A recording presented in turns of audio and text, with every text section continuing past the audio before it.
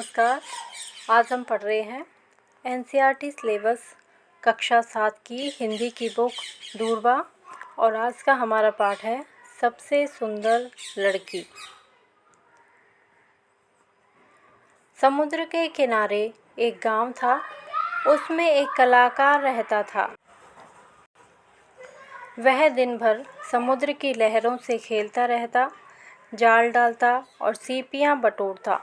रंग बिरंगी कौड़ियाँ, नाना रूप के सुंदर सुंदर शंख, चित्र विचित्र पत्थर, न जाने क्या क्या समुद्र जाल में भर देता। उनसे वह तरह तरह के खिलौने, तरह तरह की मालाएं तैयार करता और पास के बड़े नगर में बेच आता। उसका एक बेटा था, नाम था उसका हर्ष। उम्र अभी 11 की भी नहीं थी, पर समुद्र की लहरों में ऐसे घुस जाता जैसे तालाब में बतख। एक बार ऐसा हुआ कि कलाकार के एक रिश्तेदार का मित्र कुछ दिन के लिए वहाँ छुट्टी मनाने आया। उसके साथ उसकी बेटी मंजरी भी थी। होगी कोई 9-10 वर्ष की, पर थी बहुत सुंदर, बिल्कुल गुड़िया जैसी। हर्ष बड़े गर्व के साथ उसका हाथ पकड़कर उसे लहरों के पास ले जाता। एक दिन मंजरी ने चिल्लाकर कहा, तुम्हें डर नहीं लगता? हर्ष ने जवाब दिया, डर क्यों लगेगा, लहरें तो हमारे साथ खेलने आती हैं।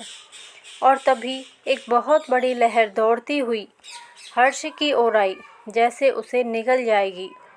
मंजरी चीख उठी, पर हर्ष तो उछलकर लहर पर सवार हो गया और किनारे पर आ गया। मंजरी डरती थी, पर मन ही मन यह भी चाहती थी कि वह भी समुद्र की लहरों पर तैर सके। उसे यह तब और भी ज़रूरी लगता था जब वह वहाँ की दूसरी लड़कियों को ऐसा करते देखती, विशेषकर कनक को, जो हर्ष के हाथ में हाथ डालकर तूफानी लहरों पर दूर निकल जाती। वह बेचारी थी बड़ी गरीब। पिता एक दिन नाव लेकर गए तो लौटे ही नहीं। माँ मछलियाँ पकड़कर किसी तरह 2 बच्चों को पालती थी। कनक छोटे छोटे शंखों की मालाएं बनाकर बेचती। मंजरी को वह लड़की जरा भी नहीं भाती। हर्ष के साथ उसकी दोस्ती तो उसे कतई पसंद नहीं थी। एक दिन हर्ष ने देखा कि कई दिन से उसके पिता एक सुंदर सा खिलौना बनाने में लगे हैं। वह एक पक्षी था जो रंग बिरंगी सीपियों से बना था। वह देर तक देखता रहा, फिर पूछा, बाबा यह किसके लिए बनाया है? कलाकार ने उत्तर दिया, यह सबसे सुंदर लड़की के लिए है। मंजरी सुंदर है ना? 2 दिन बाद उसका जन्मदिन है। उस दिन तुम इस पक्षी को उसे भेंट में दे देना।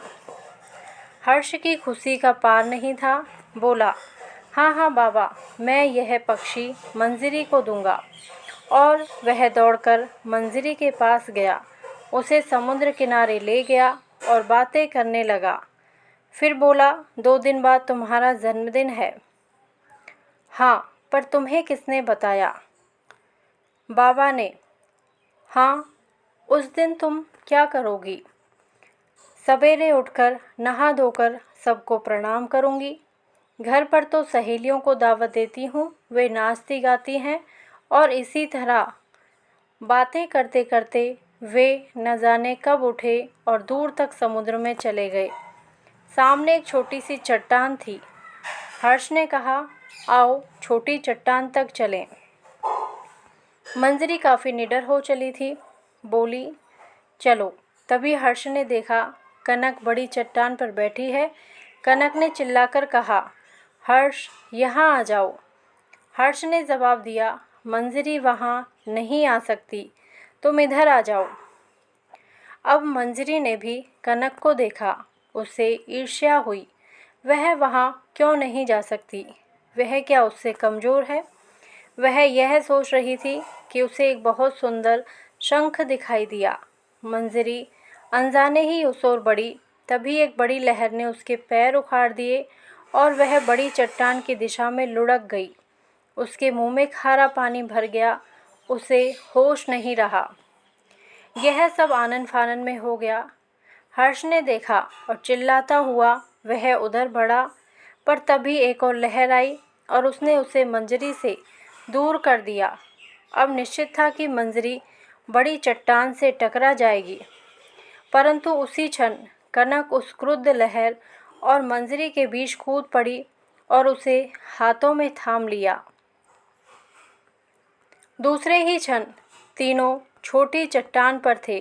कुछ देर हर्ष और कनक ने मिलकर मंजरी को लिटाया, छाती मली, पानी बाहर निकल गया। उसने आंखें खोलकर देखा, उसे जरा भी चोट नहीं लगी थी, पर वह बार बार कनक को देख रही थी। अपने जन्मदिन की पार्टी के अवसर पर वह बिल्कुल ठीक थी। उसने सब बच्चों को दावत पर बुलाया। सभी उसके लिए कुछ ना कुछ लेकर आए थे। सबसे अंत में कलाकार की बारी आई। उसने कहा, मैंने सबसे सुंदर लड़की के लिए सबसे सुंदर खिलौना बनाया है। आप जानते हैं वह लड़की कौन है? वह है मंजरी। सबने खुशी से तालियां बजाई। हर्ष अपनी जगह से उठा और बड़े प्यार से वह सुंदर खिलौना उसने मंजरी के हाथों में थमा दिया। मंजरी बार बार उस खिलौने को देखती और खुश होती।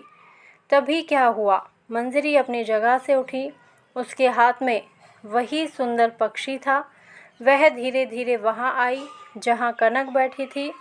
उसने बड़े स्नेह भरे स्वर में उससे कहा, यह पक्षी तुम्हारा है, सबसे सुंदर लड़की तुम ही हो। और एक क्षण तक सभी अचरज से दोनों को देखते रहे।